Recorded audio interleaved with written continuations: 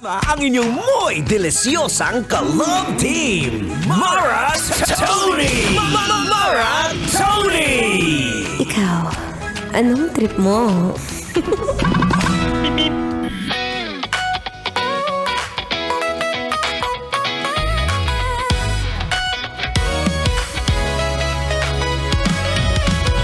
At nagbabalik ang pinakamagandang DJ. Tiyara! Sabi nila, pinakamaraming kamukha na nga lang, sige. Pinakamaraming kamukhang artistang DJ, oo. Na nagsiself-proclaim. DJ Mara Tony! At kanina nga, no, nabanggit ko na ngayong araw na to, meron tayong special artist or special guest na talaga nga naman kung pag-uusapan ang kalakasan pagdating sa number 1, takbuhan.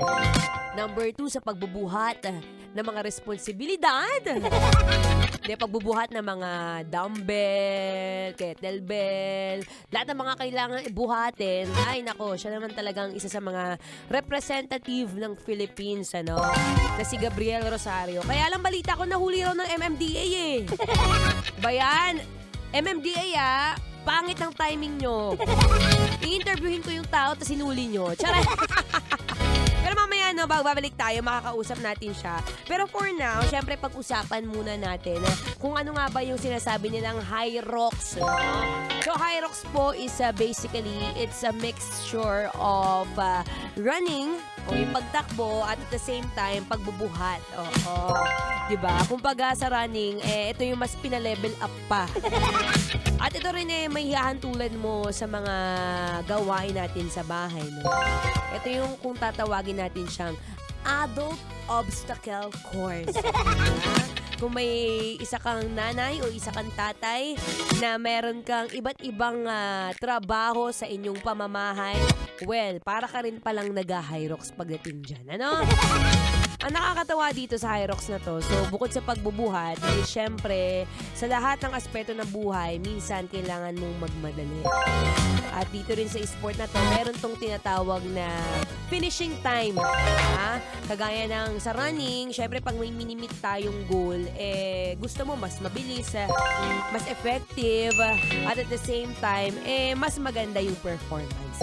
No? So maraming mga bagay na matutulong tong Hyrox na ito, kagaya ng paggalaw natin sa buhay. No? For example, kung ikaw yung klase ng tao na walang katulong, kayang-kayang mong maghugas at magluto sa pamamagitan ng 1 oras, ang galing mo.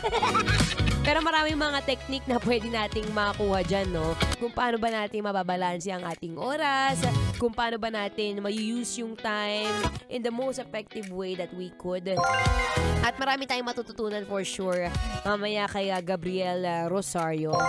At balita ko dito, no, sa coach na ito is marami siyang tinuturuan pagdating sa ganitong larangan ng sport. Actually, share ko lang, no, kaya isa rin siya sa mga in-interview ko dahil bala ko rin pong pasukin yung Hyrox na yan. No? Isa siyang panibagong goal ni Maratoni. Diba? Wala namang masama doon. Kung kunwari, kasi minsan ganun talaga ang buhay, no? May mga moment na kapag ka na-reach mo na yung goal or yung specific ambition mo sa isang bagay. For example, nakabili ka na ng bahay. Ngayon naman, gusto mo ng kotse. Walang masama doon, B. Hanggat may pera ka. Mamaya pag-usapan natin yan kung gaano ba kahirap yung sport na yan at kung ano ba yung mga dapat nating makuhang aral na kahit hindi tayo maglalaro ng Hyrox, syempre sa pangkaraniwang buhay, may mga ganitong panlaban na pwede nating itapat sa pang-araw-araw. Ano? Siya maya-maya, for sure, nandito yan maya-maya, intayin lang natin, ano? MMDA, tama na yan. Kapag magbabalik, but again, here's another Feel Good Music and ngayong Feel Good Tuesday, dito pa rin sa 90.7 Love Radio. Kailangan pa bang memorize yan? Basic. Metro's #1 Love Radio. Basic!